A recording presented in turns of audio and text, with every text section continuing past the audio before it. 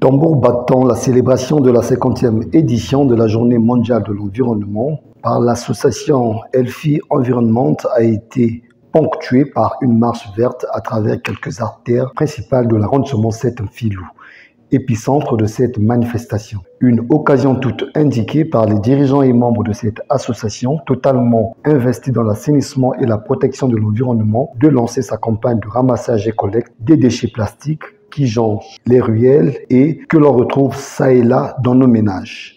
Un geste écologique qui cadre parfaitement avec le thème choisi cette année, à savoir combattre la pollution plastique. Au cours de la cérémonie officielle dédiée à cette célébration, dans l'enceinte même de la mairie de Mfilou, devant les responsables municipaux de la ville de Brazzaville, les chefs de quartier et autres invités de marque, Yvan Kaba, le promoteur de l'association Elfi Environnement, on a circonscrit le contexte. Alors déjà, il faut nuancer. Le décret du président marque un arrêt, donc un stop contre l'importation, la production du plastique non biodégradable. Le plastique qui est autorisé à entrer dans le territoire congolais, à être produit dans le territoire congolais, c'est le plastique biodégradable. Donc, le plastique qui, dans le sol, peut se dégrader au bout d'une période donnée. Alors, faut-il arrêter le plastique? Mais c'est impossible. On doit produire le plastique, importer le plastique, mais le plastique biodégradable. Et l'avantage, la particularité avec Elfi Environnement, c'est que nous redonnons une seconde vie au plastique usé. Après que ce plastique soit utilisé, qui se retrouve dans les caniveaux, tel que vous avez vu, les enfants qui ont pris d'assaut les caniveaux, les jeunes et tout ça là, et rassembler les bouteilles plastiques, les chaises cassées, etc., venir peser. Et ce plastique, après, nous allons le transformer pour produire du pavé.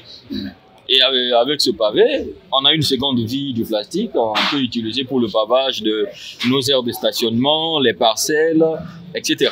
Puis, le coordonnateur de cette association, fier de l'adhésion massive des populations de Mfilou à l'opération ramassage et collecte des déchets plastiques, dont le kilo est rémunéré par l'association Elfi Environnement à hauteur de 200 francs CFA, nous en explique le processus.